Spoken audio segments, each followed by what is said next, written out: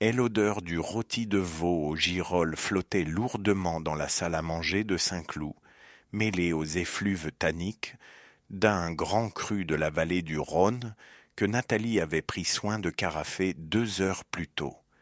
C'est était une odeur de dimanche bourgeois, épaisse, immuable, conçue pour rassurer ceux qui possédaient le monde et écraser ceux qui n'y étaient qu'invités. Le silence n'était rompu que par le cliquetis agressif, presque rythmique, des couverts en argent massif que Nathalie maniait avec une précision chirurgicale contre la surface immaculée de la porcelaine de Limoges. À 60 ans, elle, ancienne notaire, conservait une posture droite, le menton légèrement relevé, scrutant la table comme elle examinait jadis un contrat de mariage. Son regard glissa de sa fille, Camille, vers l'homme assis en face d'elle. Mathieu. Les mains de l'artisan reposaient de part et d'autre de son assiette. Des paumes larges, calleuses, dont les sillons semblaient perpétuellement incrustés d'une fine poussière de chêne et de acajou qu'aucun savon de Marseille, qu'aucune brosse en chien-dent ne parvenait à effacer. À côté de lui, les mains de Camille, aux ongles laqués d'un rouge sombre et parfait, paraissaient appartenir à une autre espèce. Nathalie déposa sa fourchette. Ses phrases commencèrent à s'étirer, longues, sinueuses, empoisonnées avec la politesse glaciale des beaux quartiers. Elle parlait de l'inflation, du coût exorbitant de la vie parisienne, des cadres de la défense qui, eux, savaient anticiper les crises. Elle plaignait, avec une fausse compassion, ceux qui travaillaient de leurs mains sans jamais pouvoir offrir une véritable sécurité à leur famille. Camille gardait les yeux baissés sur son verre de cristal, lointaine, absente, fuyant obstinément le regard de son mari. Elle se contentait d'acquiescer par de lents battements de cils, laissant le fiel maternel S insinué dans les fondations de son mariage. Mathieu ne disait rien, il encaissait. Il mâchait lentement, répondant au pic par de brefs monosyllabes, des oui ou des non dénués d'intonation. Nathalie prenait ce silence pour de la soumission, la preuve ultime de la médiocrité de ce gendre incapable de S élevé. Mais derrière l'immobilité de ses traits, Mathieu observait. Il scrutait les regards fuyants de sa femme, les rictus triomphants de sa belle-mère, avec la fixité absolue d'un fauve en cage qui a cessé de rugir pour se concentrer sur la serrure de son enclos. Quelques semaines plus tard, la lumière crue et sophistiquée d'un café chic du 8e arrondissement dessinait des ombres dures sur le visage de Nathalie. Elle avait convoqué sa fille en urgence. Camille venait de S asseoir, posant sur la banquette de velours un sac Saint-Laurent dont le cuir neuf crissa sous la pression de ses doigts tendus. Elle portait des souliers à semelles rouges qui semblaient la déséquilibrer. Elle, air autour d'elle, était saturé par odeur capiteuse, presque écœurante, du baccarat rouge, un parfum de conquête qui jurait avec sa nervosité. Camille parlait vite, beaucoup trop vite. Elle surjouait l'épouse soudainement choyée, affirmant avec un rire strident que Mathieu avait cassé son plan d'épargne pour la gâter, pour raviver la flamme de leur couple. Elle mentait avec une aisance terrifiante, compartimentant sa réalité comme on trie des dossiers. Nathalie la regardait fixement, imperméable à cette frénésie maniaque. Elle, orgueil de elle, ancienne notaire, lui interdisait de voir la duplicité de sa propre chair. Si cet argent N n'existait pas, C était que cet incapable de Mathieu les entraînait vers la ruine. Nathalie posa sa tasse de café. Le choc de la céramique contre la soucoupe sonna comme un couperet. Son ultimatum fut une clarté juridique, prononcé sans élever la voix. Soit Camille quittait ce raté qui l'attirait vers le bas, soit les robinets familiaux se fermaient. Il n'y aurait plus de virements pour l'école bilingue des enfants, plus de chèques pour la nounou. Camille se figea, ses mains se crispant sur l'anse de son sac de luxe, prise au piège d'un chantage affectif et financier dont elle connaissait trop bien la mécanique étouffante. Le vernis éclata un mardi après-midi dans l'appartement de Camille. Nathalie était passée à l'improviste pour déposer des vêtements pour ses petits-enfants. Camille prenait une douche. Le bruit sourd et continu de l'eau ruisselant sur la faïence masquait les bruits de l'appartement. Dans le couloir assombri, une lueur bleutée, agressive et clignotante, attira l'attention de Nathalie.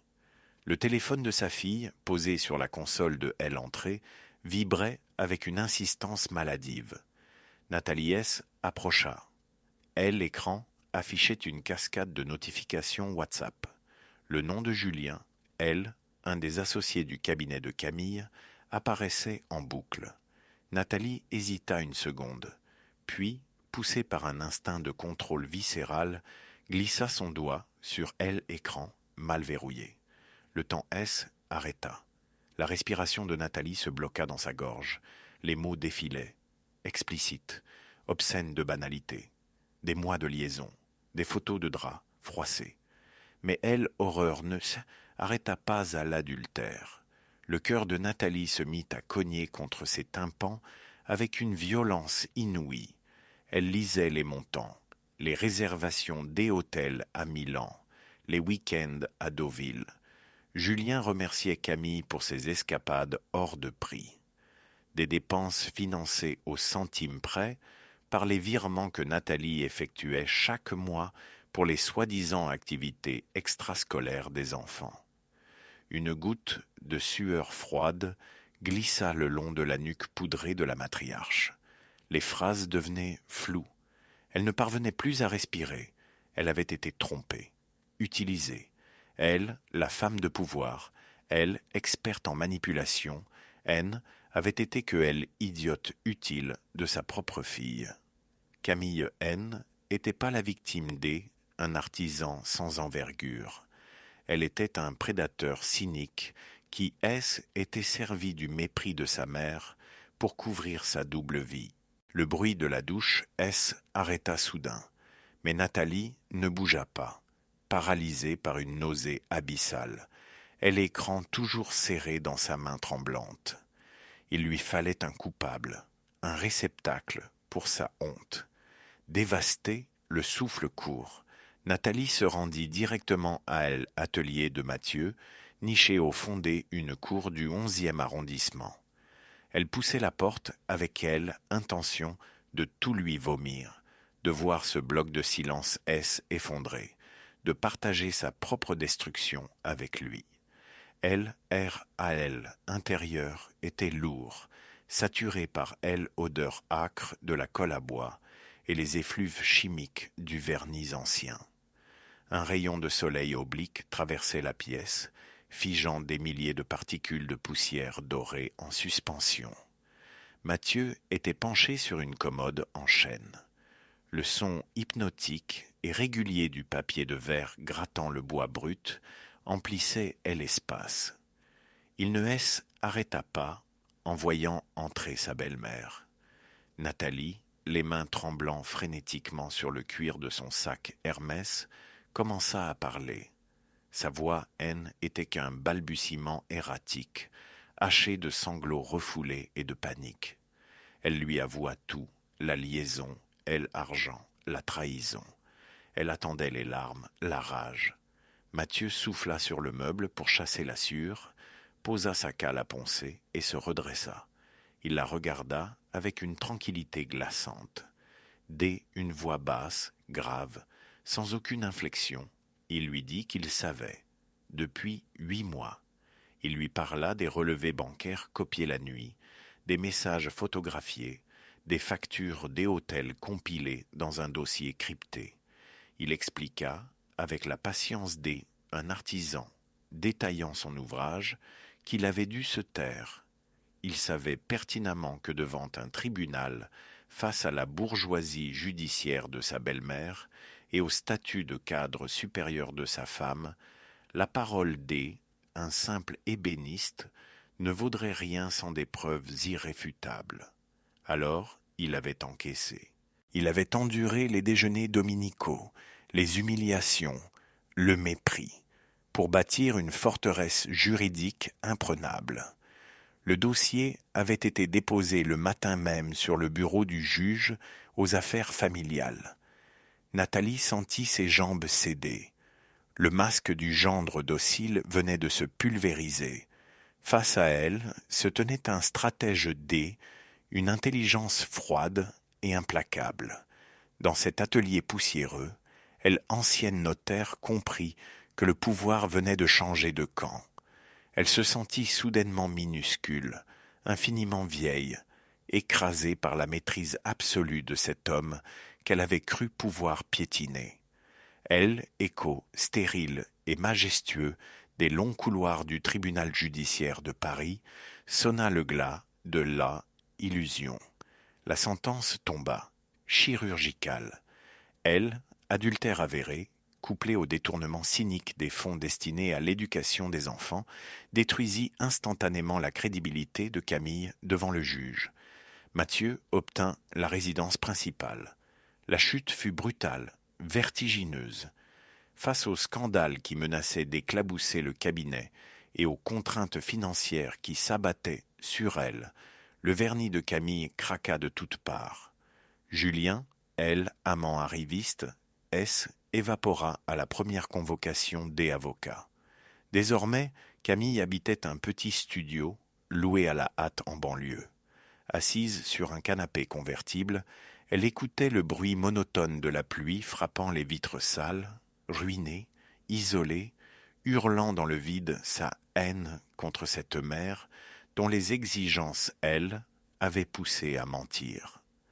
À l'ouest de Paris, Nathalie errait comme un spectre dans les vastes pièces de sa maison bourgeoise désormais silencieuse.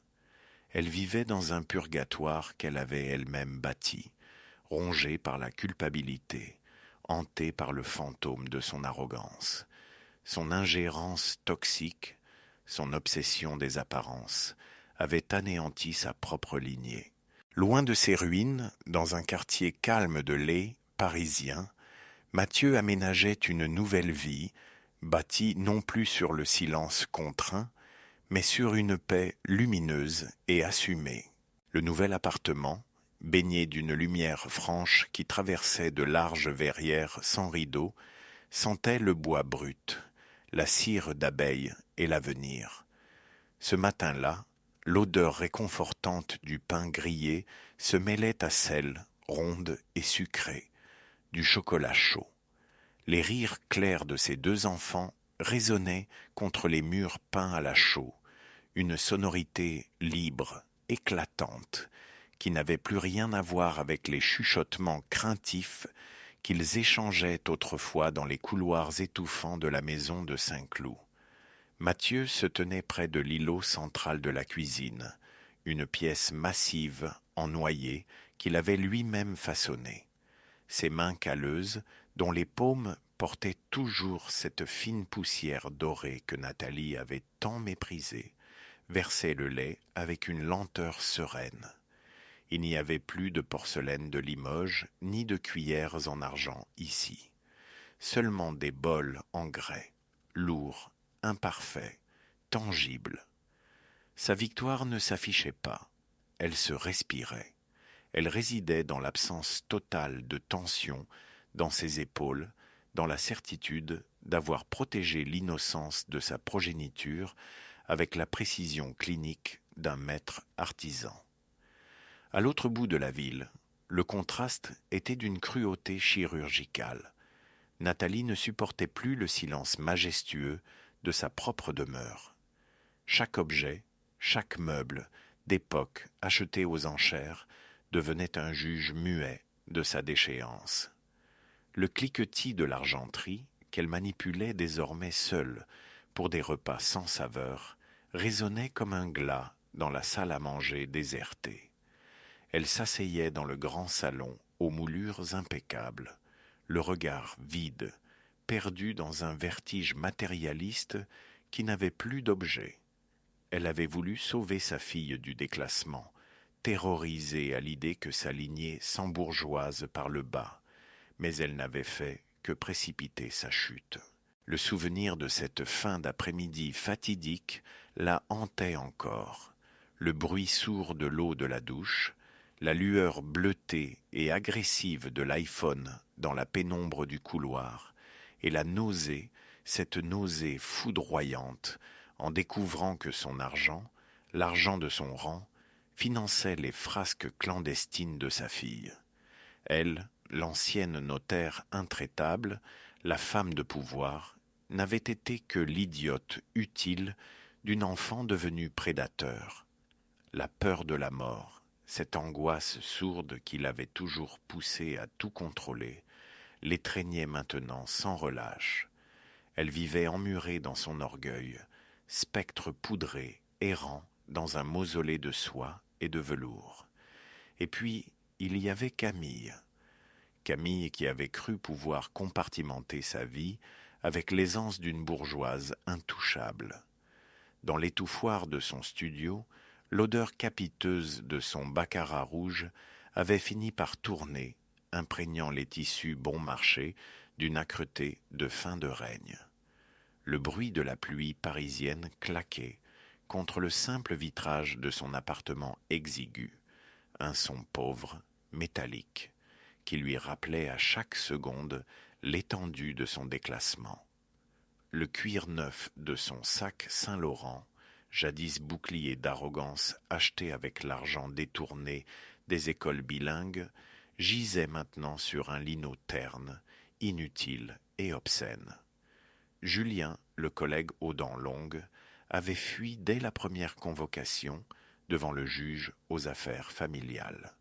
Un cadre supérieur en pleine ascension ne s'encombre pas d'une femme ruinée, dépouillée de la résidence de ses enfants et traînant derrière elle le parfum d'un scandale financier domestique. Le cynisme de Camille s'était brisé contre le mur de sa propre futilité.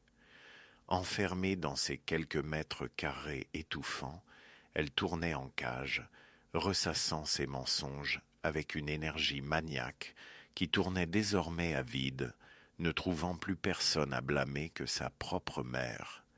Nathalie, de son côté, errait dans le purgatoire de sa grande demeure de l'ouest parisien. Le silence y était lourd, accusateur. Ses mains, parfaitement manucurées, tremblaient d'une faiblesse nouvelle lorsqu'elle effleurait les poignets en laiton poli ou la porcelaine de Limoges. L'ancienne notaire revoyait sans cesse cet après-midi-là, ce point de bascule où son monde s'était effondré. Après avoir découvert les notifications dévastatrices sur l'écran bleuté, elle avait cru, dans un ultime réflexe de condescendance bourgeoise, pouvoir garder le contrôle. Elle s'était rendue dans l'atelier de Mathieu, armée de sa vérité nauséabonde, s'attendant à voir cet homme modeste s'effondrer pitoyablement sous le poids de la trahison de sa femme. L'odeur âcre de la colle à bois et du vernis lui avait immédiatement pris à la gorge en franchissant le seuil. L'atelier était nimbé d'une lumière dorée, presque religieuse, où flottait une fine poussière en suspension. Mathieu était là. Il ponçait un meuble en chêne massif. Le son hypnotique, régulier, inébranlable du papier de verre sur le bois brut. Un rythme de métronome qui ne s'était pas interrompu à son entrée. Lorsqu'elle avait déversé son horreur, crachant les détails des week-ends clandestins et de l'escroquerie, ses phrases à elle étaient tachées, erratiques, saturées de sanglots refoulés et d'une panique mondaine incontrôlable. Ses doigts se crispaient désespérément sur l'anse de son sac Hermès, cherchant une contenance qu'elle n'avait plus. Mathieu n'avait pas sursauté, il n'avait pas arrêté son geste. Il avait simplement soufflé sur la sciure, passé sa paume calleuse, incrustée d'une poussière qu'aucun savon ne pouvait effacer, sur la surface lisse du chêne. Puis il avait levé les yeux vers elle, un regard d'une tranquillité glaçante, dénué de la moindre surprise. Sans élever la voix, avec cette gravité basse et sans appel qui fige le sang, il avait parlé. Il savait. Depuis des mois, il avait méthodiquement copié chaque relevé bancaire, photographié chaque message de l'écran verrouillé, archivé chaque preuve. Il savait pertinemment que la bourgeoisie judiciaire, et sa belle-mère la première, n'auraient jamais accordé le moindre crédit à la parole d'un simple artisan face aux dénégations d'une directrice marketing. Alors il s'était tu. Il avait encaissé les humiliations dominicales, les regards fuyants, les remarques assassines sur ses revenus, tout en montant un dossier juridique en béton armé. Face à lui, dans cette odeur de sève et de cire, l'ego de Nathalie s'était désintégré. Le masque du gendre docile venait de tomber, révélant une intelligence froide, stratégique, d'une patience redoutable. Le transfert de pouvoir avait été total. Elle s'était sentie infiniment petite, foudroyée par la réalisation qu'elle n'avait été que la marionnette de sa fille, et que cet homme silencieux, qu'elle méprisait tant, était le véritable et unique maître du jeu. Elle recula d'un pas, ses talons vernis raclant misérablement le sol de ciment brut. Le papier de verre de Mathieu reprit son va-et-vient régulier, un son hypnotique qui couvrait le bourdonnement erratique dans le crâne de l'ancienne notaire. Elle quitta l'atelier sans ajouter un mot, l'anse de son sac Hermès glissant de son poignet moite. Dehors, l'air vif de la rue ne parvint pas à dissiper la nausée qui lui broyait l'estomac. Le piège s'était refermé, non pas sur lui, mais sur elle. Quelques mois plus tard, l'écho majestueux et stérile des longs couloirs du tribunal judiciaire de Paris résonnait comme un glas. La sentence tomba avec la brutalité clinique d'un couperet. L'adultère, en soi, aurait pu n'être qu'une banalité procédurale devant la justice contemporaine. Mais le détournement systématique des fonds destinés à l'éducation des enfants, méticuleusement prouvé par les relevés bancaires et les captures d'écran que Mathieu avait fournis, pulvérisa la crédibilité de Camille devant le juge aux affaires familiales. L'avocat de la partie adverse n'eut même pas à forcer le trait. Les pièces du dossier parlaient d'elles-mêmes, froides, implacables. La résidence principale fut accordée au père.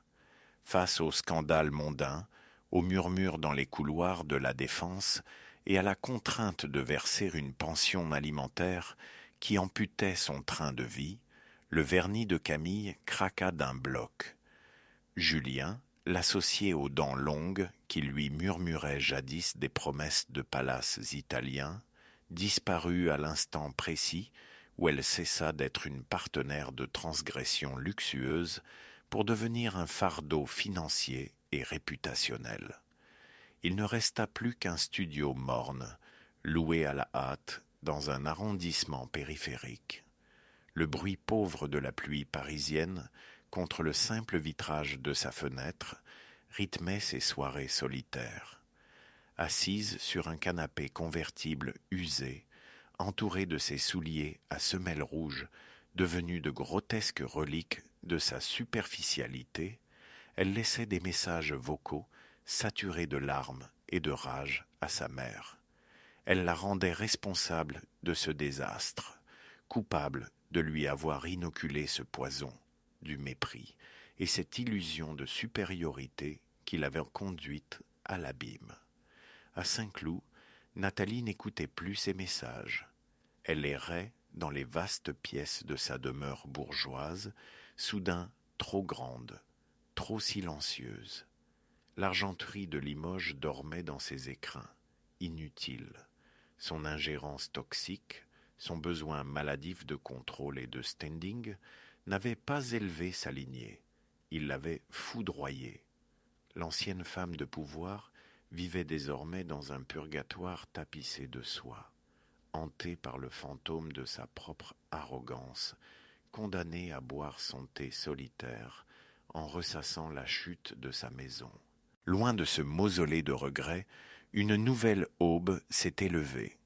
Dans un appartement lumineux, dont les grandes fenêtres sans rideaux laissaient entrer les matins clairs, l'odeur du pain grillé et du chocolat chaud avait remplacé celle, lourde et étouffante, des rôtis du dimanche. Mathieu déposa 2 bols fumants sur la table en chêne massif qu'il avait lui-même façonnée. Des rires d'enfants, clairs et sans contrainte, éclatèrent depuis le couloir. Il passa une main sur le bois poli de la table, sentant sous ses paumes calleuses la solidité de ce qu'il avait construit. Il sourit d'un sourire grave et apaisé. Sa victoire n'était ni bruyante ni vengeresse. Elle résidait simplement là, dans la lumière franche de cette cuisine et dans la paix absolue de l'esprit. Ce calme inébranlable l'accompagnait jusque dans son atelier. Les copeaux de frêne et de noyer jonchaient le sol, témoins silencieux d'un labeur qui, désormais, n'appartenait qu'à lui. Il n'y avait plus de belle-mère pour scruter la poussière sur ses vêtements, plus de soupirs exaspérés face à ses mains abîmées par le travail manuel. Mathieu alluma la radio, laissant un murmure de jazz remplir l'espace, et saisit son ciseau à bois. Le geste était précis, d'une fluidité chirurgicale. Chaque entaille dans la matière première était une affirmation de sa propre existence, un refus catégorique de l'effacement social qu'on lui avait méticuleusement préparé. Il n'avait pas eu besoin de crier pour vaincre. Il lui avait suffi de laisser l'arrogance de ses bourreaux faire le travail à sa place.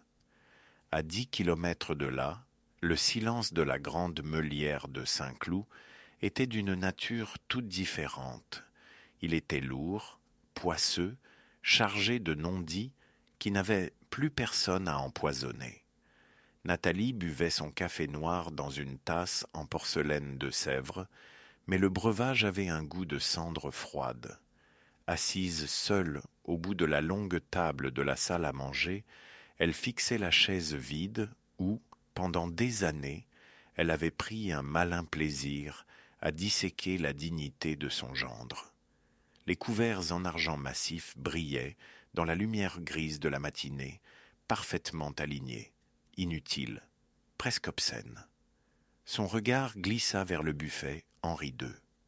Tout cet héritage, ce patrimoine accumulé et préservé avec la hargne d'une chienne de garde, n'avait servi qu'à financer la destruction de sa propre lignée.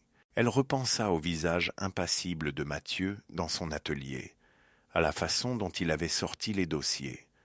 Ce n'était pas un incapable qu'elle avait humilié chaque dimanche, mais un monstre de sang-froid, un stratège d'une patience terrifiante. Une nausée sourde monta dans sa gorge poudrée. L'illusion du contrôle absolu s'était évaporée, la laissant nue face au vide de son existence. Pour Camille, la chute se mesurait en mètres carrés et en regards fuyants.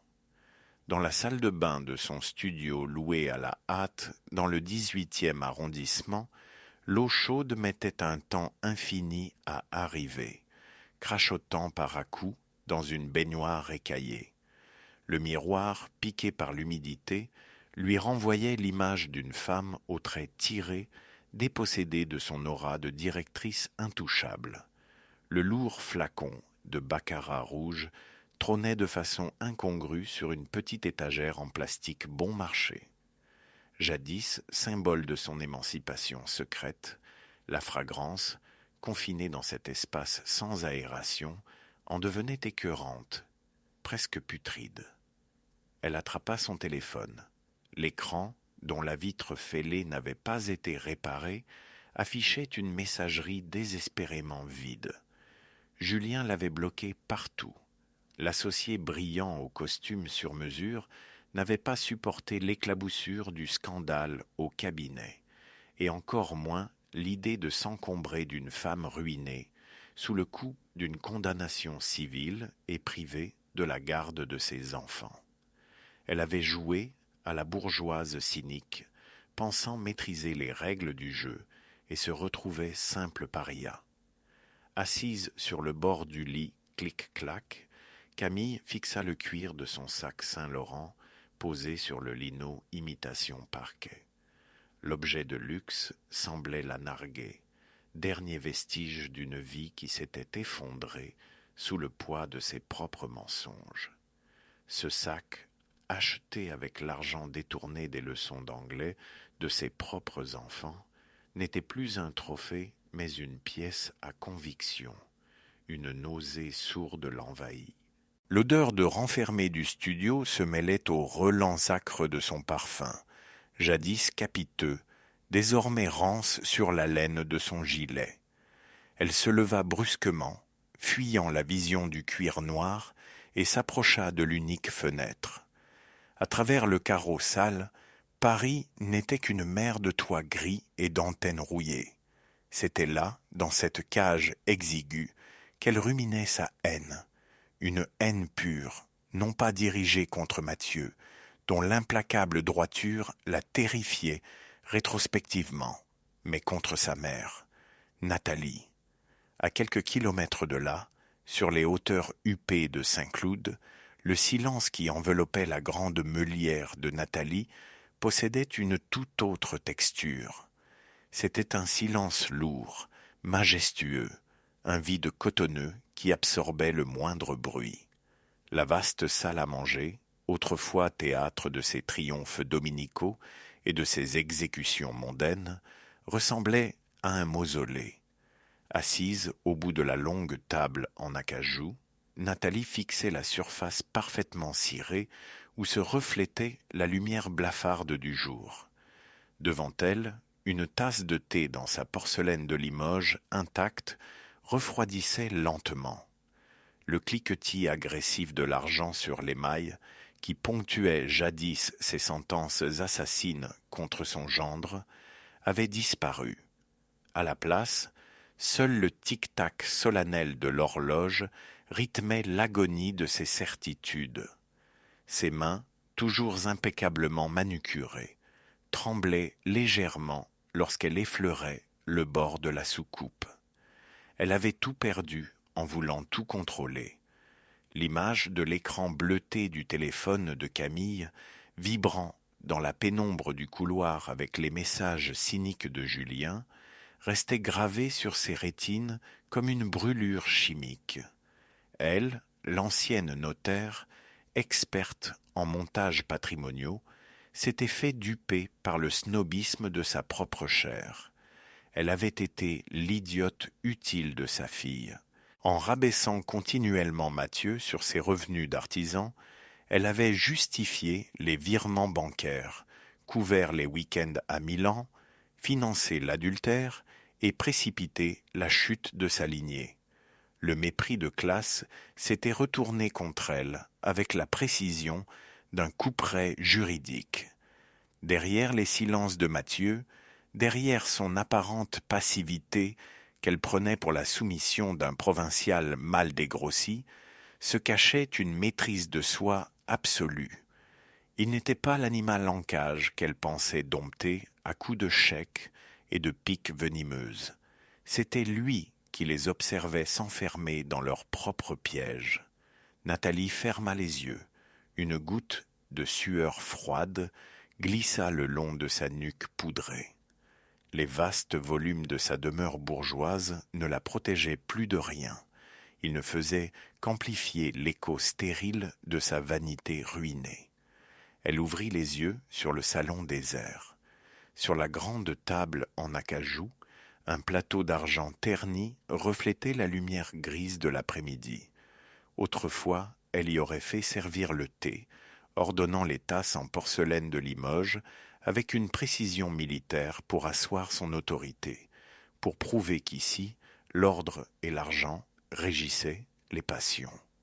Aujourd'hui, le moindre cliquetis de métal dans le silence de la pièce lui rappelait le bruit sec des mots du juge aux affaires familiales. Elle s'avança vers la grande baie vitrée donnant sur le jardin de Saint-Cloud. Les pelouses parfaitement tondues, les buissons taillés au cordeau, lui parurent soudain d'une rigidité obscène. Elle avait tout contrôlé, tout dicté, projetant sa propre terreur du déclassement sur sa fille jusqu'à l'étouffer. Et le résultat de cette ingérence toxique s'étalait à présent devant elle. Une famille disloquée, un honneur public piétiné dans les couloirs froids du tribunal judiciaire de Paris. À quelques kilomètres de là, dans la pénombre d'un studio loué à la hâte, dans le 15e arrondissement, Camille subissait ce même effondrement, mais sans le confort des grands espaces haussmanniens. Assise sur le bord d'un canapé convertible, dont les ressorts grinçaient misérablement à chaque mouvement, elle fixait l'écran noir de son téléphone. Julien ne répondait plus. L'associé brillant, l'homme en costume sur mesure qui devait la sauver de la prétendue médiocrité de son mari, avait pris la fuite aux premières convocations judiciaires. L'adultère bourgeois n'était tolérable, voire excusable, que tant qu'il restait discret et luxueux.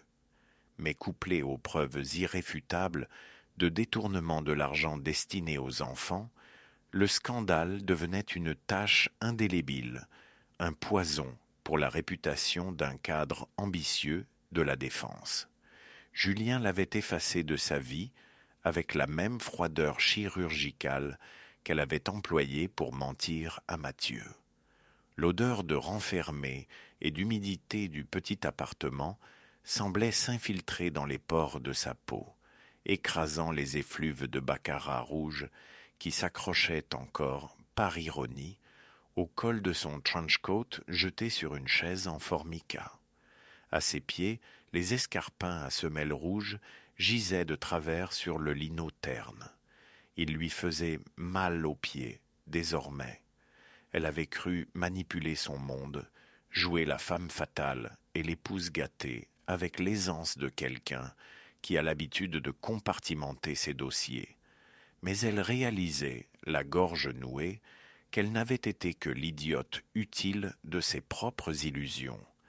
Isolée de tous, ruinée par les frais d'avocat, elle ne pouvait plus blâmer personne d'autre que cette mère écrasante qui lui avait appris à mesurer l'amour en carats et en fiches de paix.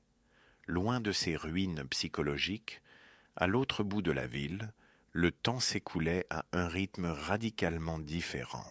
Dans la cuisine ouverte de son nouvel appartement, Mathieu versait du lait chaud dans 2 grands bols en faïence brute. L'odeur réconfortante du chocolat fondu et du pain grillé saturait l'air clair de la pièce, chassant définitivement les fantômes des rôtis de veau dominicaux et des vins rouges trop lourds de Saint-Cloud. Il portait un simple t-shirt gris, ses avant-bras musclés, encore marqués par la fine poussière dorée du chêne qu'il avait poncé plus tôt dans la matinée. Les rires de ses enfants résonnaient depuis le salon baigné de lumière, un son pur, sans arrière-pensée ni tension sous-jacente. Sa victoire n'avait pas besoin de mots, ni d'étalage de richesse.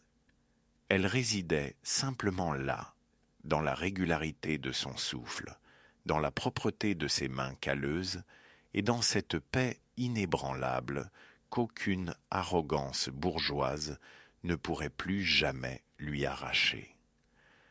À quelques kilomètres de là, de l'autre côté du périphérique, le silence qui enveloppait la grande meulière de Saint-Cloud n'avait rien de paisible. C'était un silence lourd, poisseux, celui des tombes et des musées de province. Nathalie errait dans le vestibule assombri. Ses pas, autrefois si assurés, glissaient mollement sur le parquet en point de Hongrie. Elle resserra le col de son peignoir en soie, soudain saisie par un froid que le chauffage central, pourtant réglé au maximum, ne parvenait pas à dissiper. Dans le grand miroir au cadre doré, elle surprit son propre reflet.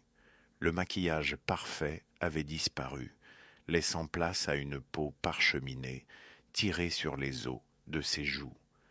L'angoisse du déclassement, cette peur viscérale qui l'avait poussée à détruire le mariage de sa fille, s'était finalement matérialisée, non pas par une faillite financière, mais par une banqueroute morale absolue.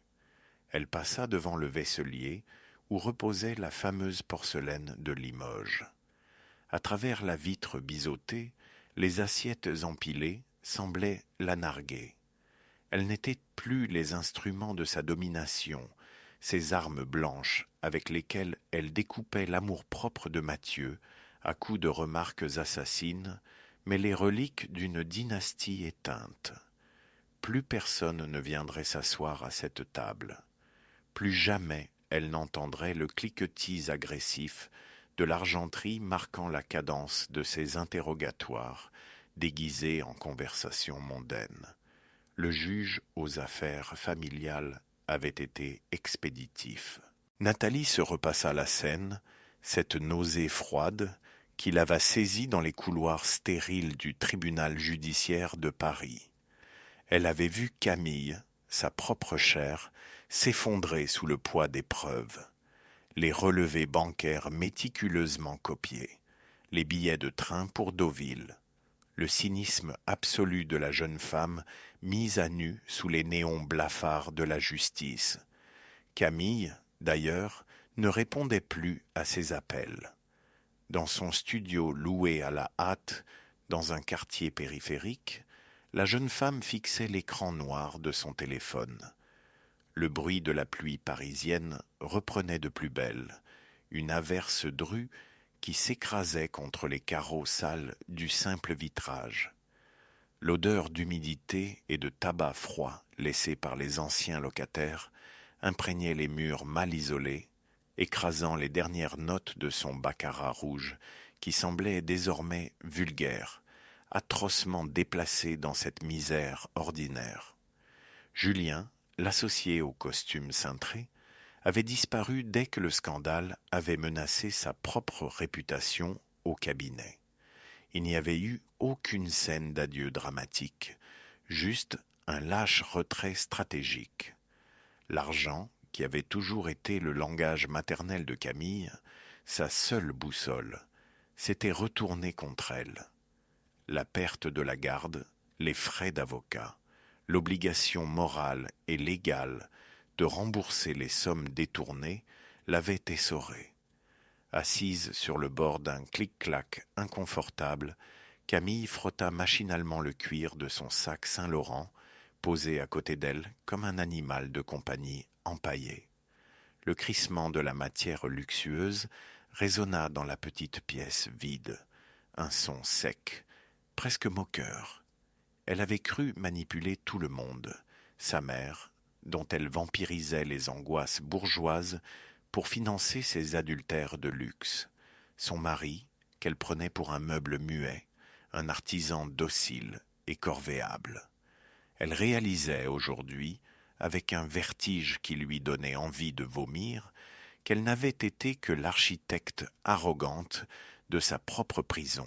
Son compartimentage mental, cette aisance de cadre supérieur à gérer les mensonges comme des dossiers clients, s'était brisé sur la roche silencieuse de la patience de Mathieu.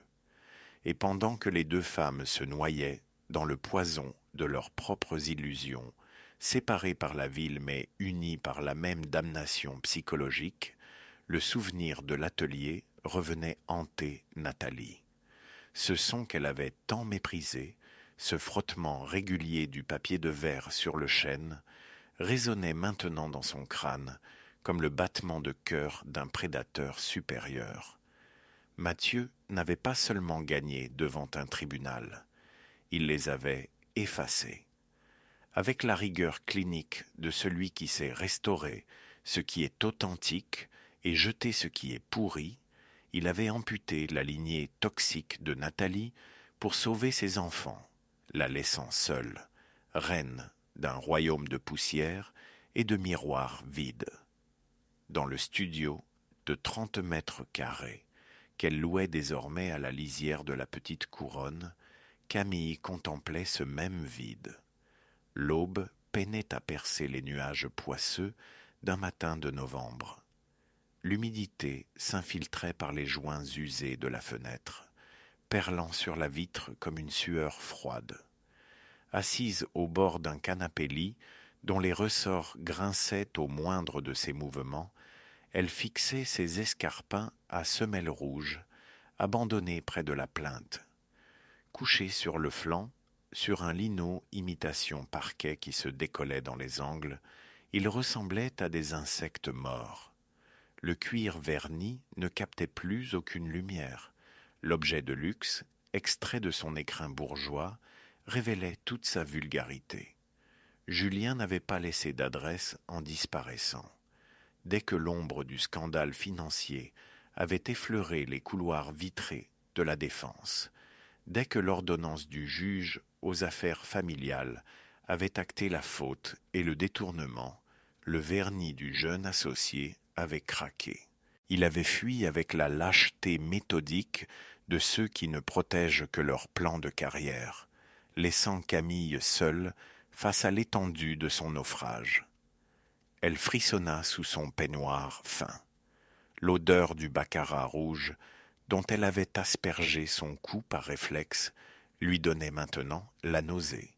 Ce parfum capiteux se mêlait aux effluves de canalisation bouchée qui remontaient de la kitchenette, créant un contraste écœurant, une métaphore olfactive de sa propre existence, une illusion de grandeur tentant vainement de masquer la misère sous-jacente. Elle saisit son téléphone. L'écran, dont la lueur agressive avait précipité sa chute, restait obstinément noir. Aucun message de sa mère. Nathalie avait coupé les ponts, incapable de pardonner à sa fille d'avoir été l'instrument de sa propre humiliation publique. Dans son exil d'acier et de béton, Camille comprenait enfin, avec une lucidité terrifiante, que l'amour maternel n'avait jamais été qu'une transaction.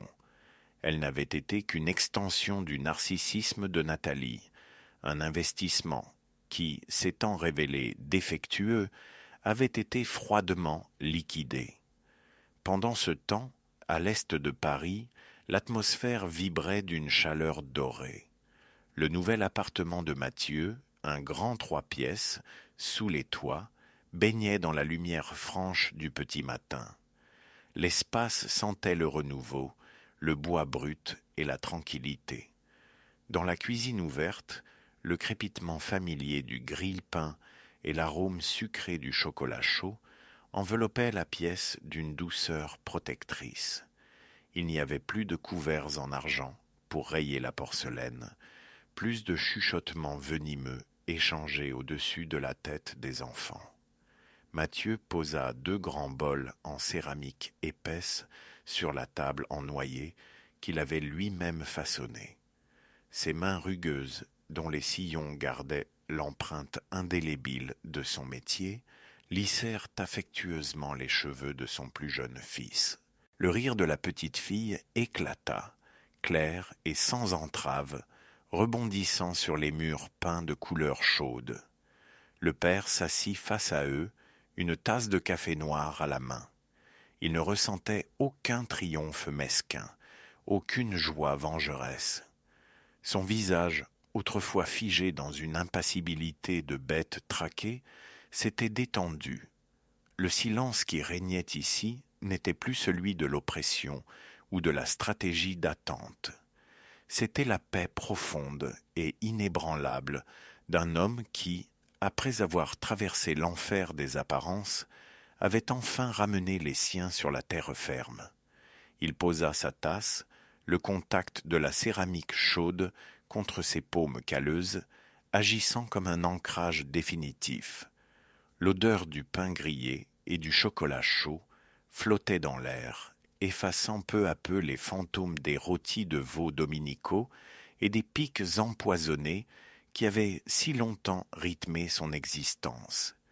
Il regarda la lumière matinale accrocher la poussière dorée en suspension dans le salon.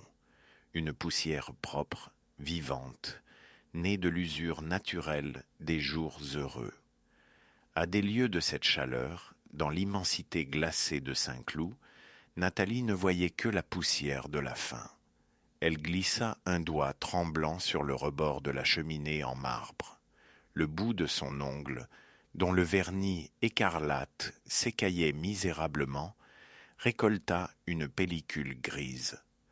Autrefois, elle aurait convoqué la femme de ménage d'un ton sec, brandissant cette saleté comme une insulte à son rang. Aujourd'hui, elle essuya son doigt sur le tissu de sa jupe en tweed sans y penser. La maison la dévorait de l'intérieur. Les pendules de bronze égrenaient les secondes dans un vide terrifiant, soulignant l'écho stérile de ses propres pas. Elle s'avança vers la salle à manger. Le vaisselier vitré exposait toujours les services en porcelaine de Limoges, impeccablement alignés comme une armée de soldats de plomb, attendant un ordre qui ne viendrait plus. Elle ouvrit la porte vitrée. Le léger grincement des gonds résonna comme une plainte. Elle saisit une assiette, la tourna entre ses mains tachetées par l'âge. Le liseré d'or fin lui parut soudain obscène. C'était pour préserver cette illusion de grandeur, pour maintenir ce vernis social intraitable, qu'elle avait poussé sa propre fille dans l'abîme. Le froid de la porcelaine irradia dans ses poignets, lui rappelant l'ultimatum qu'elle avait lancé dans ce café chic, aveuglée par son orgueil et sa terreur du déclassement. Cet ultimatum, Camille l'entendait encore résonner contre les murs de plâtre, fin de son studio. Assise sur le bord d'un clic-clac, dont le matelas creusé lui meurtrissait le dos, elle fixait l'écran noir de son iPhone. Pas un message, pas une notification. Le silence numérique était d'une violence inouïe, une amputation. Julien, l'associé au costume coupé sur mesure, s'était évaporé dès que la sentence du tribunal était tombée. Le scandale du détournement de fonds couplé à l'adultère, exposé sous les néons blafards du tribunal judiciaire, avait été une tâche trop disgracieuse pour son plan de carrière. Il l'avait bloqué partout, avec la même froideur chirurgicale qu'elle avait employée pour tromper Mathieu. Elle passa une main nerveuse dans ses cheveux mal lavés. Son regard accrocha le sac Saint-Laurent, posé par terre près de la porte d'entrée, à côté d'une paire de baskets bon marché. Le cuir noir, autrefois si rigide et arrogant, s'était affaissé. Vidé de son contenu, il n'était plus qu'une outre morte.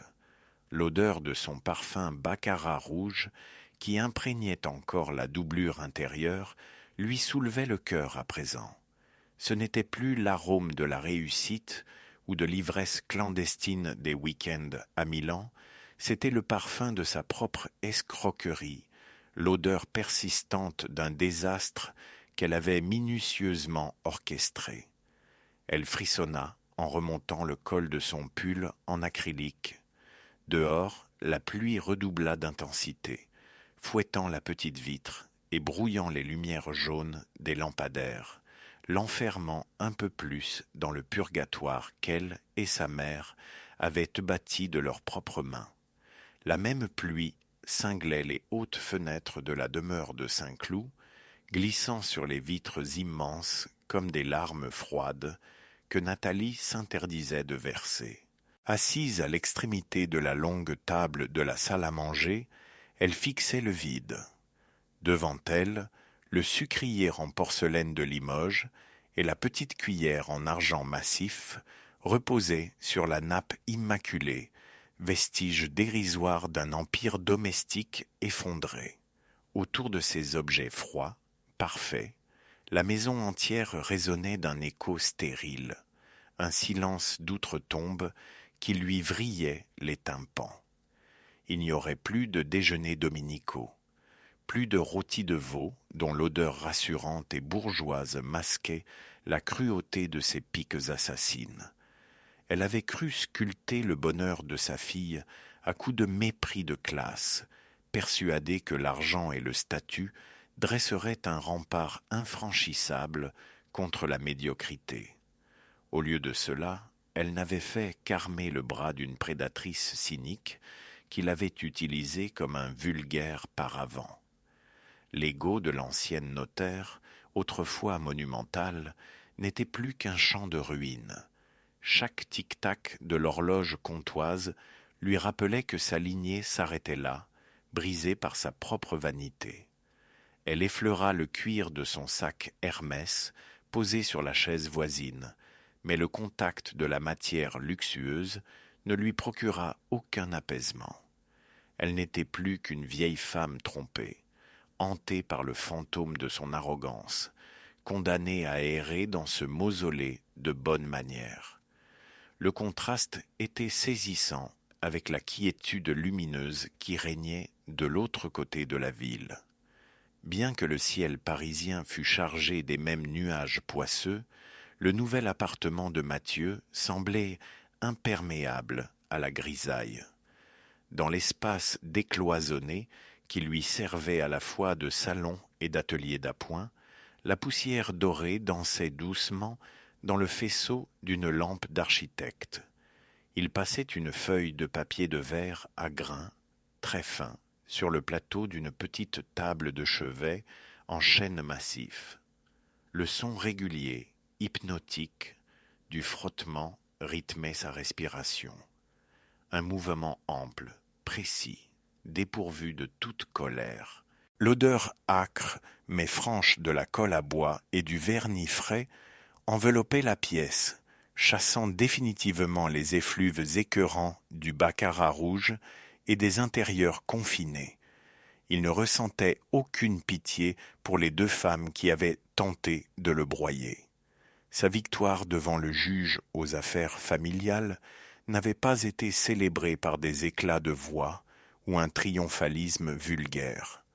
Elle s'était imposée avec la froideur mathématique d'un dossier irréfutable, l'aboutissement de mois de patience animale, passés à copier des relevés bancaires et à capturer des écrans pendant que sa belle-mère raillait ses revenus. La bourgeoisie judiciaire, face aux preuves accablantes de l'adultère et du détournement de fonds destinés aux enfants, n'avait eu d'autre choix que de s'incliner devant l'artisan mutique. Mathieu essuya la sueur sur son tablier de toile épaisse. Ses paumes calleuses, ses mains rugueuses, que Camille fuyait et que Nathalie méprisait, avaient non seulement restauré des meubles centenaires, mais elles avaient aussi sauvé l'essentiel. Depuis la cuisine ouverte, les rires clairs de ses deux enfants s'élevèrent, se mêlant au tintement joyeux de leur bol de céréales. Il s'approcha de l'encadrement de la porte et les observa. Pas de tension sous-jacente, pas de silences empoisonnés, ni de leçons de maintien. Juste la vie, simple et robuste. Il posa sa main sur le cadre en bois brut qu'il venait d'installer, sentant sous ses doigts la solidité de la matière, savourant cette paix de l'esprit qu'aucune somme d'argent n'aurait jamais pu acheter. À des lieues de cette chaleur matinale, le réveil de Camille avait le goût cendreux des lendemains sans espoir. La pluie continuait de fouetter la petite lucarne de son studio, un bruit grêle et insistant qui résonnait lugubrement dans l'espace exigu. Dans ce logement, loué à la hâte, à la lisière périphérique où l'élégance parisienne venait mourir, elle grelottait sous une couette trop fine. L'espace d'une seconde, au sortir du sommeil, elle crut entendre les pas précipités de ses enfants, mais ce n'était que le voisin du dessus qui marchait lourdement sur un plancher mal isolé. Elle repoussa les draps et posa les pieds sur un linot froid, grossière imitation de parquet, dont le contact synthétique lui donnait la nausée. Dans un coin de la pièce principale, jeté négligemment sur une chaise pliante, le sac Saint-Laurent gisait comme une bête morte. Le cuir lisse, autrefois symbole de son émancipation factice et de sa supériorité mondaine, paraissait maintenant incongru, presque grotesque dans ce décor misérable. Elle n'avait plus l'occasion de le porter. Julien l'avait quitté 3 semaines seulement après le verdict impitoyable du juge aux affaires familiales. L'arriviste, en costume sur mesure, n'avait que faire d'une femme ruinée, déchue de ses droits de garde principaux et traînant une réputation entachée au sein de leur propre cabinet. Il avait suffi d'un silence prolongé, puis d'un texto d'une lâcheté banale pour effacer leur week-end clandestin à Milan et leur dîner feutré. Camille s'approcha du petit coin cuisine. Le néon, au-dessus de l'évier en inox, clignota avant de jeter une lumière crue, blafarde, creusant impitoyablement les cernes sous ses yeux dans le reflet de la vitre sombre. Elle alluma une bouilloire en plastique bon marché. Le sifflement strident de l'appareil remplaça définitivement le cliquetis poli de l'argenterie de sa mère. Sa mère, une haine sourde, poisseuse, montait en elle à la pensée de Nathalie. C'était cette voix maternelle, insinuante et tranchante, qui l'avait poussée à mépriser l'homme qu'elle avait épousé, à exiger toujours plus, à confondre la valeur des choses avec leur prix. Et pourtant, dans l'ombre de son esprit, une vérité plus cruelle encore commençait à germer. Elle n'était pas qu'une victime de l'ambition maternelle. Elle avait été une élève trop docile, une prédatrice cynique qui s'était perdue dans ses propres mensonges. Son isolement absolu n'était que la conséquence directe de sa superficialité.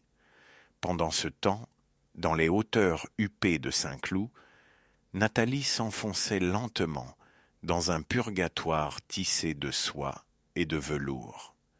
La grande meulière n'était plus qu'un mausolée silencieux dédié à son arrogance foudroyée. Elle marchait à pas lents dans le couloir de l'étage, effleurant du bout de ses doigts parfaitement manucurés les cadres dorés des portraits de famille. Des visages souriants, des poses étudiées, des apparences irréprochables, des mensonges encadrés. L'écho de ses talons sur le parquet massif résonnait comme un glas stérile dans le vide de la demeure.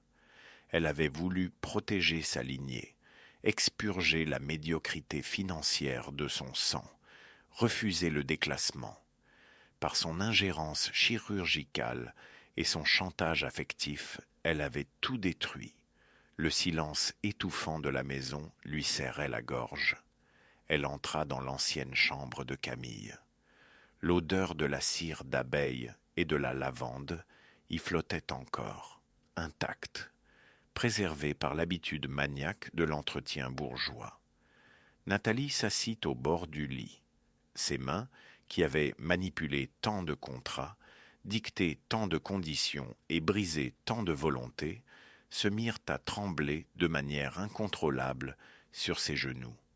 L'image de Mathieu dans son atelier, stoïque, noyé dans la poussière dorée, revenait la hanter avec une violence inouïe. Il ne s'était pas contenté de survivre à ses humiliations, il l'avait anéanti avec les armes mêmes de sa propre classe.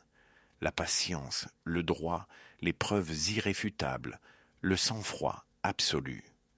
L'artisan qu'elle traitait avec un mépris si raffiné s'était révélé être le seul véritable maître du jeu, la laissant condamner à errer seule parmi ses meubles anciens et ses certitudes en cendres. Le silence de la meulière semblait se resserrer autour d'elle comme un étau.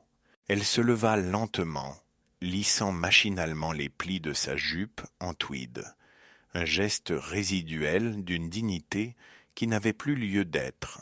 Chaque objet de cette chambre, la commode Louis-Philippe, La lampe en laiton, la symétrie parfaite des cadres au mur, lui renvoyaient l'écho de son propre échec. Elle avait voulu sculpter l'existence de sa fille avec la précision chirurgicale d'un notaire rédigeant un acte de succession, persuadé que l'argent et le statut constituaient l'unique rempart contre la médiocrité. Au lieu de cela, elle avait rédigé l'arrêt de mort de sa famille. Une nausée sourde l'envahit. Ce n'était pas seulement la perte de la garde de ses petits-enfants qui la rongeait, c'était l'humiliation brutale, insoutenable, d'avoir été l'architecte aveugle de cette débâcle. Son ingérence toxique, déguisée en amour maternel, n'avait fait que nourrir le cynisme de Camille. Au même instant, dans l'étroitesse de son studio sous les toits, Camille repoussait violemment une couverture en acrylique bon marché. Le frottement synthétique sur sa peau nue la fit frissonner. Le contraste avec les draps en percale de son ancienne vie lui arracha un rictus amer. La pluie continuait de tambouriner contre la vitre sale, un métronome implacable rythmant sa déchéance. Son regard glissa vers le sac Saint-Laurent, jeté misérablement dans un coin sur le linoléum gondolé.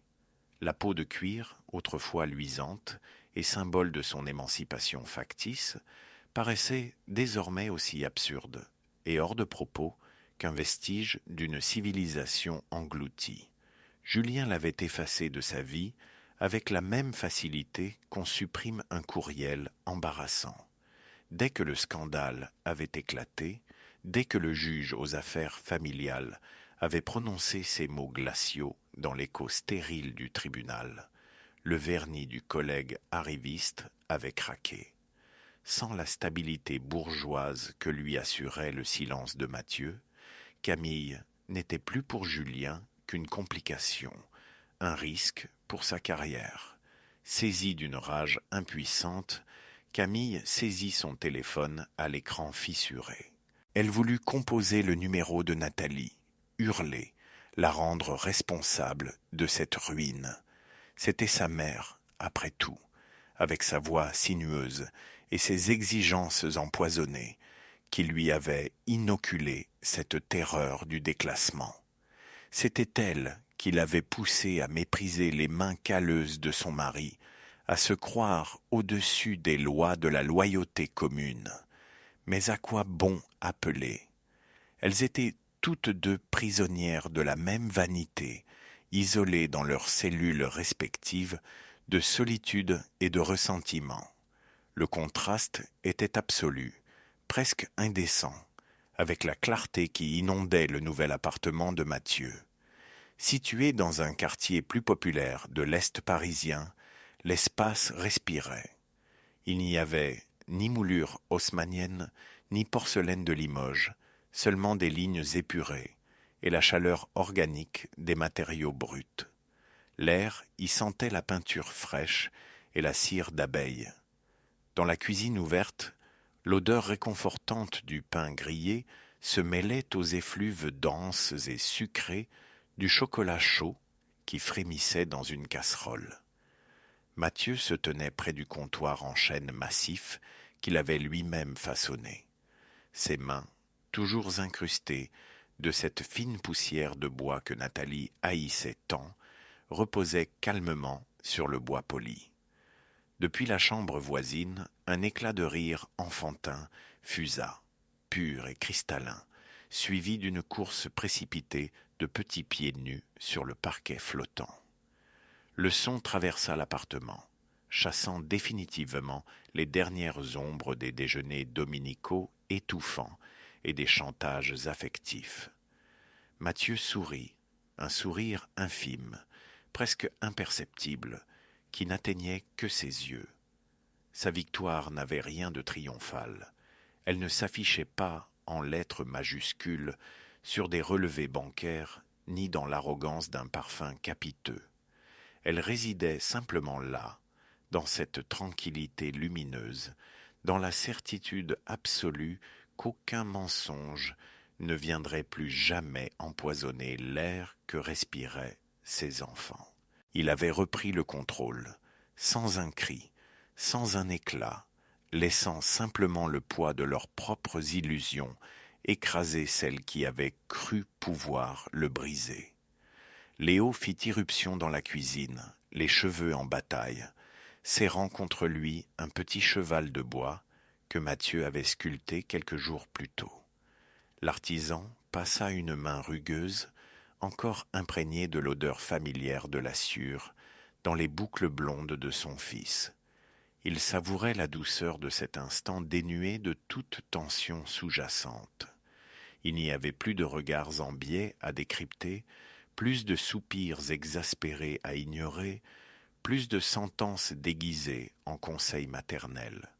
Juste la chaleur réconfortante de la pièce et la certitude d'être à sa place. Il se leva pour verser le lait, ses gestes empreints de la même lenteur mesurée, de la même précision grave qu'il appliquait à la restauration d'un meuble ancien. Le temps lui appartenait de nouveau. À l'autre bout de la ville, cette même lumière matinale peinait à percer la grisaille qui enveloppait le studio de Camille. Assise sur le bord d'un clic-clac, dont les ressorts fatigués grinçaient au moindre de ses mouvements, elle fixait l'écran noir de son téléphone. Le silence numérique était assourdissant. Julien n'avait pas répondu à ses appels depuis 3 jours. La lâcheté du jeune associé avait été aussi chirurgicale que prévisible. Dès que le scandale avait éclaté, dès que les mots de détournement et de saisine du juge aux affaires familiales avaient fuité, il s'était évaporé, terrifié à l'idée qu'une telle disgrâce puisse entacher son propre plan de carrière.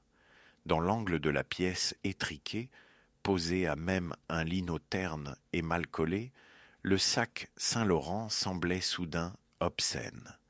Il n'était plus l'emblème d'une réussite sociale arrogante ou d'une passion secrète, mais le vestige grotesque d'une supercherie qui l'avait laissé exsangue. Camille frissonna, tirant machinalement sur les manches d'un pull qui ne la réchauffait pas, incapable de chasser l'odeur âcre d'humidité qui suintait des murs de sa nouvelle prison. Cette odeur d'échec absolu, Nathalie la respirait également, bien qu'elle fût savamment masquée par les effluves de cire d'abeilles et de lys frais dans sa demeure de Saint-Cloud. Mais le vaste espace haussmannien n'était plus un sanctuaire de la bourgeoisie triomphante. C'était un mausolée.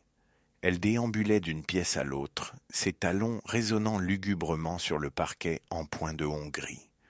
Du bout de ses doigts parfaitement manucurés, qui tremblaient désormais d'une faiblesse inédite, elle effleurait les bibelots froids, les cadres en argent, les porcelaines immaculées. Toute sa vie n'avait été qu'une forteresse érigée contre le déclassement. Pourtant, son orgueil, sa certitude d'avoir le droit de régir les existences à coups de chéquiers et de mépris, avait été l'instrument même de sa ruine. Tout cet arsenal de pouvoir s'était fracassé contre le silence minéral d'un homme qu'elle avait jugé insignifiant. En voulant sauver sa fille de la médiocrité qu'elle projetait sur ce gendre, aux mains calleuses, Nathalie l'avait poussée dans le précipice. Elle s'arrêta devant le grand miroir au-dessus de la cheminée en marbre. Le reflet qu'il observait n'était plus celui de l'intransigeante notaire honoraire, maîtresse des horloges et des destinées, mais celui d'une femme vieillissante, condamnée à errer dans les ruines d'un empire domestique qu'elle avait elle-même réduit en cendres. Elle détourna le regard, incapable de soutenir plus longtemps le poids de sa propre déchéance. Le silence de la vaste demeure de Saint-Cloud n'était plus un écrin de tranquillité bourgeoise, mais un vertige assourdissant, l'écho stérile d'une lignée qu'elle avait sciemment amputée de son avenir. Loin de ce mausolée de regrets, Le bruit de la pluie contre le simple vitrage du studio de Camille sonnait comme un glas ininterrompu. Assise sur le bord d'un clic-clac inconfortable, les genoux ramenés contre sa poitrine, elle fixait son téléphone désespérément muet. L'écran ne s'allumerait plus pour afficher le prénom de Julien. Dès que la sentence du juge aux affaires familiales était tombée, exposant le détournement de fonds et la faute morale avec une précision chirurgicale, l'associé arriviste s'était volatilisé. Il avait fui le scandale et les contraintes financières de Camille avec la même lâcheté mondaine qui les avait rapprochés. Dans un coin de la pièce exiguë, le sac Saint-Laurent, autrefois symbole de son émancipation arrogante, gisait sur le linot terne, affaissé sur lui-même comme une bête morte.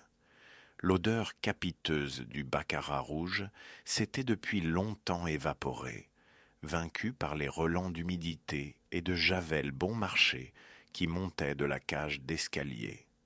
Dans cette solitude glaçante, ruinée et dépouillée de la garde de ses enfants, une haine viscérale montait en elle, une rage exclusivement tournée vers cette mère dont les murmures empoisonnés l'avaient convaincue qu'elle appartenait à une caste supérieure, qu'elle pouvait tout prendre, tout trahir, sans jamais avoir à en payer le prix.